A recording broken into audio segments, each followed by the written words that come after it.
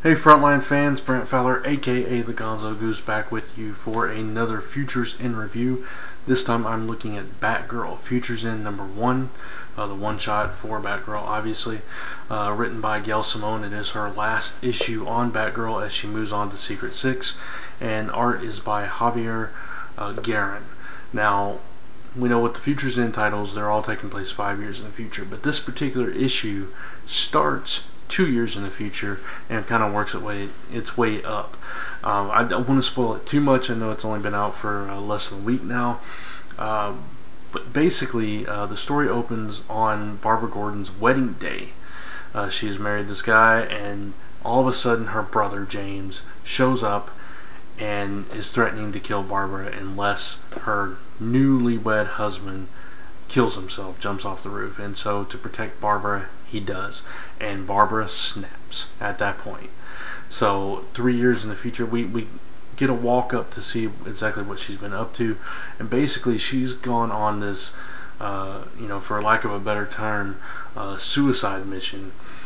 She's gone to confront all of the Bat villains basically, and just in the guise of Barbara Gordon, trying to learn from them and everything, and she takes them down systematically one by one until she gets to Bane.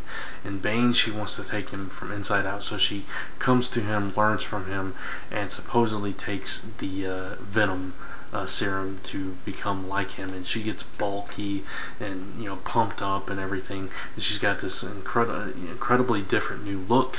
She changes her name to Bet Noir, which translates to the Black Beast, and that's her new name.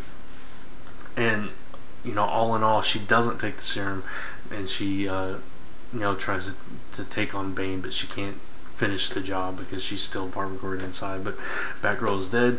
We also see throughout this issue, and that was just Batgirl's journey. Throughout the issue, we also see the League of Batgirls, which includes Stephanie Brown, Tiffany Fox, which is Lucius Fox's daughter, and she's only 12 now, and Cassandra Cain, who is no longer mute.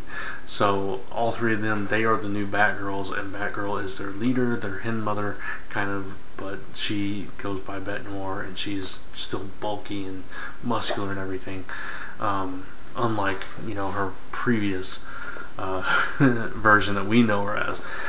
So she's just a different character. We see her in the Birds of Prey Futures in one shot as well, that I believe Kat reviewed on the channel, and it references back to this issue. I thought the art was fantastic throughout the issue. I love the action sequences with Barbara as she's training her against Bane. The Batgirls in action and everything, they all look distinct, yet they're still part of this group. Their personalities were dead on. Gail Simone just really gets these characters.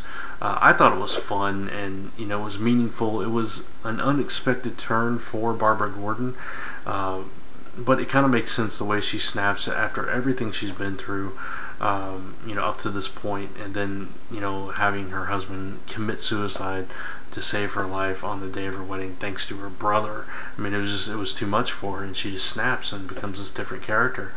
And it's a possible progression. It's believable, and for her to become this leader of these young Batgirls is also believable. It's an oracle in a different kind of way. So I really enjoyed the issue. I thought it was fantastic. Oh, there was another point I wanted to make about the issue, and oh yeah, I know what I was going to say. The new direction for the Batgirl series after this, once Gail Simone has left and a new creative team takes over, is more of a social butterfly, taking selfies, doing this kind of thing. It's interesting to see that particular take on the character, which we were all kind of dogging on the live shows and stuff, but it's interesting to see that take on the character, knowing where she, in this particular timeline, is going to end up.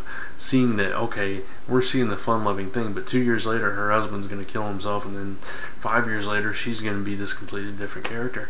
So it's interesting to see that contrast between the two versions of her. Obviously we don't think this future is going to happen. We don't know. We're hoping it's going to be prevented, or whatever. But still, it's interesting. It's a possible look into the future of Batgirl, and it's not what you would expect. It's a very interesting twist, and I enjoyed it. I think Gail Simone is a fantastic writer. Batgirl is one of the titles she does phenomenally well. Sad to see her go, but I'm glad that she went out on such a strong note for me personally. Like I said, I really enjoyed the issue. Writing and art, very solid. Story was very interesting. So I'm going to give Batgirl Futures End #1 a 4 out of 5. So that's going to wrap up this review. Check out all the other Futures End reviews. We're covering every single one-shot right here on Comic Frontline, as well as all the other normal reviews and videos that we do on the channel. Check those all out. Yeah, I guess that's it. I do have one more review coming this week, and then it cycles back in when Wednesday comes around. We're all splitting up the titles. So I think my other one is New 52 Futures End #19. Look for that soon. But again, that's going to wrap up this review. So please check out comicrelated.com, comicfrontline.com, zone4podcast.com, all your #1 source for all your comic news, reviews, podcasts, and so much more. And until next time, thanks for watching. I'll see you in the next video.